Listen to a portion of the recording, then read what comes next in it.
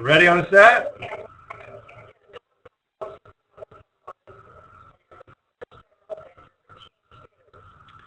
All right, well, for about 6 years now, I've been involved with youth and technology in Washington, D.C. And the origins were the company that I work for got a donation of a whole bunch of older Apple equipment. And so we were originally going to give them to nonprofits, but the nonprofits really didn't know what to do with them. So what I ended up doing was I found some kids in D.C. who were interested in getting their own computer. And so we spent months learning how to do the hardware stuff. They fixed them up, went through, cannibalized the machines that weren't fully operational and took the hardware out of that. And they each made a computer for themselves. I think they were Power Mac 6100s, if I remember right. So they each made one for them, but we had a whole bunch more of other computers plus older software. So we started a little business, and our first gig was we went to the Washington Apple Pie garage sale and set up our booth, hauled all this stuff in vans, and sold our surplus equipment.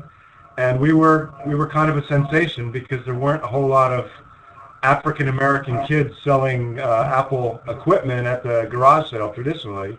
So everybody seemed to notice us, and people were very, very kind and actually donated a bunch of stuff to us too. So we even had more to sell. So we did that for a number of years.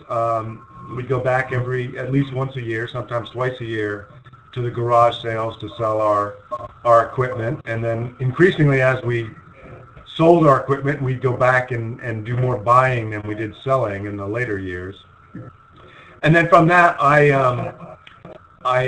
found an opportunity with a local nonprofit to set up a youth and technology project called the New Technology Center for Love of Children. And so I switched over from doing this as a volunteer basis to a full-time job. And since then, for the last 4 years, have been working with youth and media over at the New Technology Center.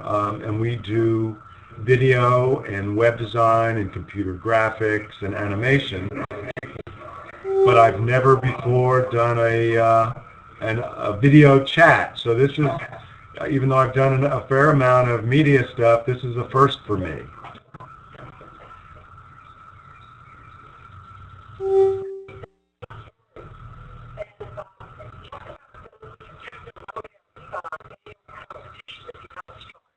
Well, the Techno Rodeo was, as our kids were making their media, their web pages and the video and the music, our main problem was they made this great stuff, but there wasn't a great outlet for it. What we really needed was a place to show the world what they did, give them some validation. So we got together with a number of other community technology organizations in the Shaw area of Washington, D.C., and we started the first Techno Rodeo back in 2001. And the idea was that we wanted it to be exciting. It was going to have a competition element, and it was focused on technology with youth. So some of the events included, there was a video event and a web page event, but then there were also some live events of the day. So we had a network roundup in which kids would race to see who could create the fastest network. There was another one that was for younger kids who could assemble the basic components of a computer. There was yet another one called It's Technodemic, which was a quiz show based on technology, kind of a Jeopardy type format where kids answered questions about technology. And it was a great success. I mean, the kids loved it. It was a great chance to show the rest of the world what was going on. People were very fascinated that kids, and back in 2001, media was a little bit more novel, and so not as many people were doing movies on their own computers or digital music. So people were very fascinated that kids were able to do all this stuff. And it was also a great validation for the teens because they got, not me just saying, oh yeah, that's a great piece you did. They've actually had outside judges who would judge their work and choose who were the best, and they actually won cash prizes for them.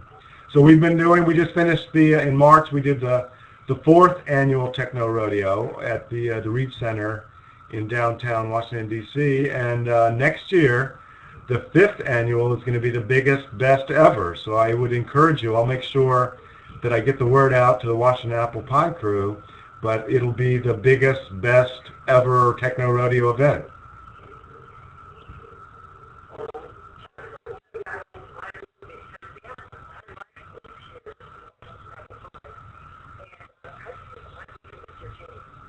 Well, I didn't catch the last comment.